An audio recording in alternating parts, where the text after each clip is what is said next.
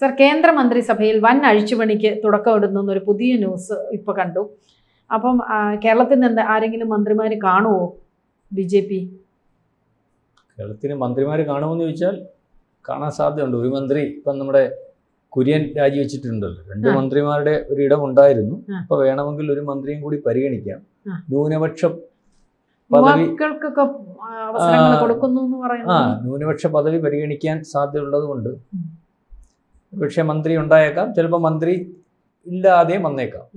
ഏതായാലും വടക്കിഴക്കൻ സംസ്ഥാനങ്ങളിലും ദക്ഷിണേന്ത്യൻ സംസ്ഥാനങ്ങൾക്കുമൊക്കെ ഫുൾ പ്രാധാന്യം കൊടുത്തുകൊണ്ട് നിതിൻ അബിൻ എന്ന് പറഞ്ഞ ആൾ നമ്മൾ കണ്ടപ്പോൾ യാദർച്ഛ്യമായിട്ട് വന്നതാണ്. അദ്ദേഹത്തിന് വളരെ പ്രായം കുറവാണ്. അപ്പം ആ വളരെ മുതിർന്ന നേതാക്കന്മാരുള്ളപ്പോൾ ഏതാണ്ട് 46 വയസ്സെങ്ങാണ്ടേ ഉള്ളതെന്ന് എനിക്ക് തോന്നുന്നു. അത്രയും പ്രായമുള്ള ഒരാളിനെ കൊണ്ടുവരുമ്പോൾ BJP ഒരു യുവതലമുറയെ ഒരുപക്ഷെ അദ്ദേഹത്തിൻ്റെ കീഴിൽ അണിനിരത്താനുള്ള സാധ്യത വളരെ കൂടുതലാണ്. അതാണ് ഇപ്പോൾ വാർത്തകളിൽ നിന്ന് വരുന്നത്. അതുപോലെ തന്നെ നാരീശക്തിക്ക് പ്രാധാന്യം കൊടുക്കുന്ന ഒരു പ്രധാനമന്ത്രി ആയതുകൊണ്ട് അത്തരത്തിലൊരു പ്രാധാന്യം സ്ത്രീകൾക്ക് കൂടുതൽ കൊടുത്തുകൊണ്ട് പോകുന്ന ഒരു അവസ്ഥയും ഉണ്ടാകും. ഏതായാലും കേന്ദ്ര മന്ത്രിസഭയിലും പുനഃസംഘടന ഉണ്ടാകും എന്ന് വേണം കരുതാൻ. കഴിഞ്ഞ ഈ പറഞ്ഞ പുനഃസംഘടനയ്ക്കകത്ത് ഇതിനകത്ത് നമ്മൾ നോക്കുമ്പം കേരളത്തിൽ നിന്ന് വലിയ പരിഗണനയായിരുന്നു. കാരണം വൈസ് പ്രസിഡന്റായിട്ട് എനിക്ക് തോന്നുന്നു അബ്ദുള്ള കുട്ടി ഉണ്ടായിരുന്നു. അതുപോലെ ആന്റണി സഹഭാരവാഹിയായിരുന്നില്ല, അനൂപ്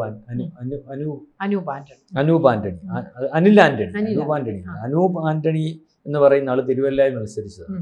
അദ്ദേഹത്തിന് ദേശീയ രാഷ്ട്രീയത്തിൽ വലിയ പിടിപാടൊക്കെ ഉള്ളതാണ്. അതായത് എനിക്ക് തോന്നുന്നു അടുത്ത പ്രാവശ്യം അവിടുന്ന് മത്സരിച്ചതിന് ശേഷം പത്തനംതിട്ട ലോക്സഭാ മണ്ഡലത്തിൽ മത്സരിപ്പിക്കുന്നതിന് വേണ്ടി BJP തീരുമാനിച്ചിരിക്കുന്നു. അതിനുവേണ്ടിയുള്ള പ്രവർത്തനമായിട്ട് മുന്നോട്ട് പോകാൻ പറഞ്ഞിട്ടുണ്ട്. ഒരുപക്ഷെ അദ്ദേഹത്തെ വേണമെങ്കിൽ മന്ത്രിസഭയിലേക്കൊക്കെ പരിഗണിക്കാൻ പറ്റുന്ന ഒരാളാണ്. കാരണം അദ്ദേഹത്തെ മോദിക്ക് ഏറ്റവും വേണ്ടപ്പെട്ട ഒരാളാണ്. അവിടെ BJPക്ക് വലിയ മുന്നേറ്റം ഇപ്പോൾ ഉണ്ടാക്കിയിട്ടുണ്ട് തിരുവല്ലയിൽ. അപ്പം BJPക്ക് മുന്നേറ്റം ഉണ്ടാക്കിയിരിക്കുന്നു എന്ന് പറയുമ്പോൾ ക്രിസ്ത്യാനികൾക്കിടയ്ക്ക് വ്യക്തമായൊരു സ്വാധീനം ഉണ്ടാക്കിയിരുന്നു. ജയിക്കുന്ന ഒരവസരം വരെ തൊട്ടടുത്ത് വരെ എത്തി എന്ന് വേണം കരുതാൻ. അപ്പം ഈ കേരളത്തിൽ നിന്ന് ഇപ്പോൾ സുരേഷ് ഗോപി മാത്രമാണ് മന്ത്രിയായിട്ടുള്ളത്. അദ്ദേഹത്തെ അല്ലെങ്കിൽ മാറ്റുന്ന ഒരവസ്ഥയൊന്നും ഉള്ളതായിട്ട് കേൾക്കുന്നില്ല. പക്ഷേ ജോർജ് കുര്യൻ രാജ്യസഭാ കാലാവധി കഴിഞ്ഞപ്പോൾ അദ്ദേഹം രാജിവെച്ചിട്ടുണ്ട്. ജോർജ് കുര്യൻ എന്ന് പറയുന്ന ആളിന് പരിഗണന കൊടുത്തത് BJPയുടെ പഴക്കം ചെന്ന നേതാവാണ്, വളരെ കാലത്തെയുള്ള നേതാവാണ്. BJP ഈ രാജ്യം ഭരിക്കുമെന്ന് വിചാരിക്കാതിരുന്ന സമയത്ത് പോലെ ഇതുപോലെ ക്രിസ്ത്യൻ സമുദായത്തിൽ നിന്ന് RSSലും അല്ലെങ്കിൽ BJPയുടെ പരമ്പരാഗതമായിട്ടുള്ള രീതിയിലും അതിനകത്ത് വന്നിട്ടുള്ള ഒരു നേതാവാണ്. അദ്ദേഹം രാജിവെച്ചു. അതിന് പകരം ഒരുപക്ഷെ ന്യൂനപക്ഷത്തിനകത്ത് ഒരു പരിഗണന കൊടുക്കുകയാണെങ്കിൽ, നേരത്തെ പലർക്കും പരിഗണന കൊടുത്തതുപോലെ ഇപ്പോഴും പരിഗണന കൊടുക്കുകയാണെങ്കിൽ നമ്മൾ ഈ പറയുന്ന ആന്റണിയുടെ മകനോ അല്ലെങ്കിൽ ഈ അനൂപ് ആന്റണിക്കോ ഒക്കെ നെറുക്ക് വീഴാനുള്ള സാധ്യതയുണ്ട്. നേരത്തെ ടോം വടക്കനൊക്കെ ഈ വക്താവായിട്ടൊക്കെ വന്നിട്ടുണ്ടായിരുന്നു ദേശീയ നേതാവ്. അപ്പം ദേശീയ തലത്തിൽ പാർട്ടിക്കകത്ത പുനഃസംഘടനയ്ക്കകത്തും ഈ മന്ത്രിസഭാ പുനഃസംഘടനയ്ക്കകത്തും കേരളത്തിന് വേണ്ട പ്രാതിനിധ്യം കൊടുക്കും. കാരണം നേരത്തെ ഉള്ളതിനപ്പുറം കേരളം ഇപ്പോൾ 3 സീറ്റുകൾ ജയിച്ചിട്ടുണ്ട്. പ്രധാനപ്പെട്ട ഒരു കോർപ്പറേഷൻ ഭരിക്കുന്നുണ്ട്. അല്ലെങ്കിൽ കേരളത്തിനകത്ത് BJPക്ക് പ്രതീക്ഷയ്ക്ക് ഉതകുന്ന രീതിയിലേക്ക് BJPക്ക് ഒരു വളർച്ചയുണ്ട്.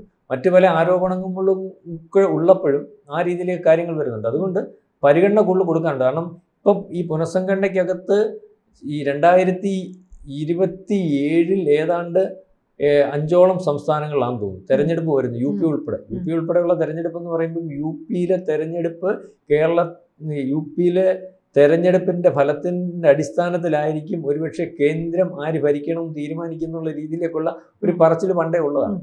UPയിൽ ചരിത്രത്തിൽ ആദ്യമായിട്ട് ഇപ്പോൾ 10 കൊല്ലം കൊണ്ട് അടുപ്പിച്ച് യോഗി ആദിത്യനാഥിൻ്റെ നേതൃത്വത്തിലുള്ള ഒരു മന്ത്രിസഭയാണ് ഉള്ളത്.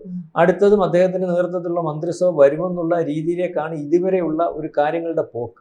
കാരണം മറ്റ് പാർട്ടിക്കൊക്കെ അപ്രസക്തമാകുന്ന രീതിയിലേക്കുള്ള ഒരു ഭരണവും അദ്ദേഹത്തിൻ്റെ വികസന രീതികളും കേന്ദ്രത്തിൻ്റെ വികസന രീതികൾ താഴെത്തട്ട് വരെ ജനങ്ങളിലേക്ക് വളരെ കൃത്യമായിട്ട് അവരെ ബോധ്യപ്പെടുത്തി എത്തിക്കുന്നതിനുമൊക്കെ അദ്ദേഹത്തിന് സാധിച്ചിട്ടുണ്ട്. അതുപോലെ തന്നെ ഈ സുരക്ഷാ മേഖല, സ്ത്രീ സുരക്ഷയുടെ കാര്യത്തിലായാലും രാജ്യത്തിൻ്റെ സുരക്ഷയുടെ കാര്യത്തിലായാലും പോലീസിനെയൊക്കെ വളരെ കൃത്യമായിട്ട് അദ്ദേഹം ഉപയോഗിക്കുന്നുണ്ട്. അതുകൊണ്ട് ആ രീതിയിലേക്ക് ഒരുപക്ഷെ കുറ്റം പറയുന്ന കേരളത്തിൽ പോലും ആ രീതിയിലേക്ക് യോഗിയെ ഇവിടുത്തെ മാധ്യമങ്ങൾ പോലും പുകഴ്ത്തേണ്ട ഒരവസ്ഥയിലേക്ക് യോഗി പോയിട്ടുണ്ട്. അപ്പോൾ അവിടുത്തെ തെരഞ്ഞെടുപ്പിനെ ഒക്കെ ലക്ഷ്യം വെച്ച് അല്ലെങ്കിൽ അവിടെയൊക്കെ വ്യക്തമായ പ്രാതിനിധ്യം കൊടുത്തുകൊണ്ടായിരിക്കും BJP വരുന്നത്. ഇവിടെ തന്നെ സ്ത്രീ പ്രാതിനിധ്യം വരുവാണെങ്കിൽ നമുക്ക് പരിഗണിക്കാൻ പറ്റുന്നത് നമ്മുടെ മനസ്സിൽ ആദ്യമേ വരുന്ന ഒരു പേരാണ് ഈ ശോഭാ സുരേന്ദ്രൻ്റെയൊക്കെ പേര്.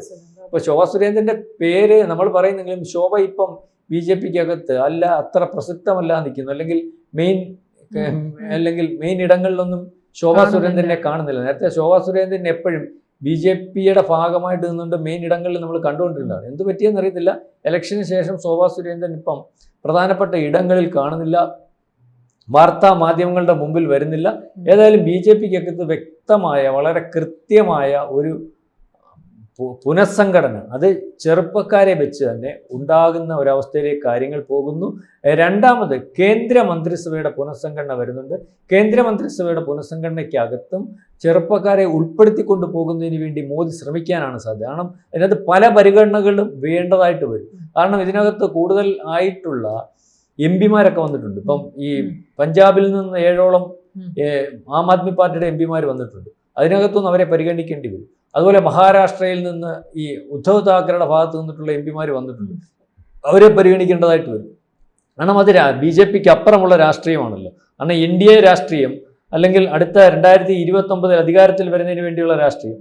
പിന്നെ പശ്ചിമ ബംഗാളിൽ നിന്നറിയാമല്ലോ, തൃണമൂൽ കോൺഗ്രസ് ഇലക്ഷന് ശേഷം പൊളിഞ്ഞ് അല്ലെങ്കിൽ അതിനകത്തുനിന്ന് വളരെ കൂടുതൽ MP-മാർ ഇവരുടെ ഭാഗം BJPയുടെ ഭാഗമായിട്ട് വരാൻ നിന്നപ്പോൾ BJPയുടെ ഭാഗമായിട്ട് വേണ്ട വേറെ പ്രത്യേക വിങ്ങായിട്ട് NDAയുടെ ഭാഗമായിട്ട് നിന്നാൽ മതി. അപ്പോൾ അവർക്കും പരിഗണന കൊടുക്കേണ്ട ഒരു രീതിയിലേക്ക് വരും. അപ്പം ഈ നാളെ കാലത്തെ ഈ 7 സംസ്ഥാനങ്ങളിലെ ഇലക്ഷനെയും BJPയുടെ പുരോഗതിയെയും അല്ലെങ്കിൽ 2029 ലോക്സഭാ ഇലക്ഷനെയും ഒക്കെ മുന്നിൽ കണ്ടുകൊണ്ട് ഈ ജനങ്ങൾക്ക് പ്രയോജനപ്രദമായിട്ടുള്ള ഒരു പുനഃസംഘടന BJPക്കകത്തും BJPക്ക് പ്രയോജനപ്രദമായിട്ടുള്ള ഒരു പുനഃസംഘടന BJPക്കകത്തും അതുപോലെ കേന്ദ്ര മന്ത്രിസഭയിലും ഇതുവരെ ഇല്ലാത്ത അല്ലെങ്കിൽ ഇപ്പം ചില ക്ഷീണങ്ങളൊക്കെ സംഭവിച്ചിട്ടുണ്ടല്ലോ, അത് ഉണ്ടാക്കിയ ക്ഷീണമാണ്. അല്ലെങ്കിൽ ആ ക്ഷീണം വന്നത് ഓവർകം ചെയ്തെങ്കിലും ആ ക്ഷീണം നിലനിൽക്കുന്ന ഒരവസ്ഥയുണ്ട്. അതാണ് CJP സമരമൊക്കെ വിജയിപ്പിച്ചു കൊടുക്കേണ്ട ഒരു രീതി വന്നത്.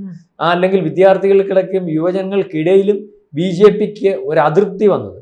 ആ യുവജനങ്ങളും വിദ്യാർത്ഥികളുടെയും മാതാപിതാക്കൾ അതിനോട് ചേർന്ന് നിന്നത് അത് BJPക്ക് സർവേക്കകത്ത് വലിയ ക്ഷീണം ഉണ്ടാക്കിയിട്ടുണ്ടെന്നാണ് എനിക്ക് തോന്നുന്നത്. അതുകൊണ്ട് തന്നെയാണ് കഴിഞ്ഞ ദിവസം ചെങ്കോട്ടയിൽ ഈ പറയുന്ന നീറ്റ് പരീക്ഷയ്ക്കകത്തും വിദ്യാർത്ഥികൾക്കും യുവജനങ്ങൾക്കും വന്ന അപാകത അതിനകത്ത് ഈ നീറ്റ് പരീക്ഷയ്ക്കകത്ത് കുഴപ്പം കാണിച്ച് അവിടെ തലക്കിട്ടടിച്ചുകൊണ്ട് തന്നെ നരേന്ദ്രമോദി പ്രസംഗിച്ചു. നിങ്ങളാരും ശ്രദ്ധിച്ചുകൊണ്ട് കാണത്തില്ല. സാധാരണക്കാരന് നീറ്റ് പരീക്ഷയെപ്പറ്റി ചിന്തിക്കാൻ പറ്റുന്ന ഒരവസ്ഥ ഉണ്ടാക്കുന്ന ഒരു രീതിയിലേക്ക് ഇന്ന് ഇവിടെ പ്രഖ്യാപനം ഉണ്ടാകും. അതായത് 1-1.5 ലക്ഷം രൂപ വരെ ഫീസ് മേടിക്കുന്ന അവരായിരുന്നല്ലോ ക്വസ്റ്റ്യൻ പേപ്പർ ചോർച്ചയ്ക്കകത്ത് മുൻപന്തിയിൽ കോച്ചിങ് സെന്ററുകൾ, ഓർമ്മയുണ്ട്? അവരുടെ പേരുകളാണ് വന്നത്. ഇതിനകത്തൊന്ന് വളരെ അറസ്റ്റ് ചെയ്തിട്ടുണ്ട്. അപ്പോൾ കോച്ചിങ് സെന്ററുകൾക്ക് തലക്കിട്ടടി കൊടുക്കുന്ന നേരത്തെ നമ്മുടെ അഗ്നിവീറിന്റെ സമയത്ത് ഇവിടെ കലാപം ഉണ്ടാക്കാൻ ശ്രമിച്ചത് അഗ്നിവീർ പട്ടാളത്തെ ഉണ്ടാക്കാൻ വേണ്ടി കോച്ചിങ് സെന്ററുകൾ കൊടുക്കുന്നുണ്ടായിരുന്നു. അവരാണ് ഇവിടെ കലാപം ഉണ്ടാക്കാൻ ശ്രമിച്ചത്. അവസാനം കലാപം കഴിഞ്ഞപ്പോൾ അവരെല്ലാം പിടിച്ചു, ഇതെല്ലാം പൂട്ടി. ഇപ്പൊ ആ കലാപത്തിന് ഉണ്ടായ അല്ലെങ്കിൽ നഷ്ടം ഈടാക്കി പല കോച്ചിങ് സെന്ററുകളെ മുതലാളിമാർ കടത്തന്നെ കിടന്നുറങ്ങുന്ന ഒരവസ്ഥയുണ്ട്. അത് അതിനുശേഷം ആർക്കും അറിയത്തില്ല. ഇപ്പം അത് തന്നെയാണ് ഈ ബീഹാർ ഉൾപ്പെടെയുള്ളത് സംഭവിച്ചുകൊണ്ടിരിക്കുന്നത്. അപ്പോൾ ഇപ്പം ഈ കോച്ചിങ് സെന്ററുകൾക്ക് തടയിടുന്നതിന് വേണ്ടി യുവാക്കൾക്കും സാധാരണക്കാരനും പോലും നീറ്റ് പരീക്ഷയ്ക്കകത്തുൾപ്പെടെയുള്ളതിനകത്ത് ഇറങ്ങിച്ചെന്ന് അവനും പരീക്ഷ എഴുതി അവനതിൻ്റെ ഭാഗമാകാനും വളരെ കൃത്യമായിട്ട് അത് കറക്റ്റ് ചെയ്യാനും യുവാക്കളുടെയും വിദ്യാർത്ഥികളുടെയും അതിനോടനുബന്ധിച്ച് അവരുടെ മാതാപിതാക്കൾക്കും ഉള്ള ആശങ്ക പൂർണ്ണമായിട്ട് മാറ്റിക്കൊടുക്കുന്നതിന് വേണ്ടി മോദി ഇറങ്ങിയിരിക്കുന്നു. അതാണ് അദ്ദേഹത്തിൻ്റെ ചെങ്കോട്ട പ്രസംഗത്തിൻ്റെ ഒരു പ്രസക്തമായ ഭാഗം. അതായത് ജെൻസിയുടെ താല്പര്യം സംരക്ഷിച്ച് തന്നെ മുന്നോട്ട് പോകും. അവരെ തെറ്റിദ്ധരിപ്പിക്കപ്പെട്ടിട്ടുണ്ടെങ്കിൽ അവരെ ആ തെറ്റിദ്ധാരണയിൽ നിന്ന് മാറ്റി ഈ ഗവൺമെൻറ് അവരുടെ ഭാഗമായി മുന്നോട്ട് പോകുന്ന രീതിയിലേക്ക് പോകും. അതേ പ്രാധാന്യം തന്നെ BJPക്കകത്തും മന്ത്രിസഭയ്ക്കകത്തും കൊടുക്കുമെന്ന് വേണം കരുതാൻ. കേരളത്തിൽ നിന്ന് നമ്മൾക്ക് ഒരു മന്ത്രി ഉണ്ടാകും എന്ന് പ്രതീക്ഷിക്കാം, നേരത്തെ ഒരു എണ്ണം വെച്ചിട്ട്. അപ്പം അത് ആരാകും എന്നുള്ളത് നമുക്ക് പുനഃസംഘടനയ്ക്ക് ശേഷമേ അറിയാൻ പറ്റുള്ളൂ. ഏതായാലും അനിൽ ആന്റണിയോ അനൂപ് ആന്റണിയോ ഒക്കെ വരാനുള്ള സാധ്യതയാണ് കൂടുതൽ. വരുമെന്നാണ് അറിയുന്നത്. കൂടുതൽ വാർത്തകളും വിശേഷങ്ങളും നിങ്ങളിലേക്ക് എത്താൻ ABC മലയാളം സബ്സ്ക്രൈബ് ചെയ്യുക, ബെൽ ബട്ടണും അമർത്തുക.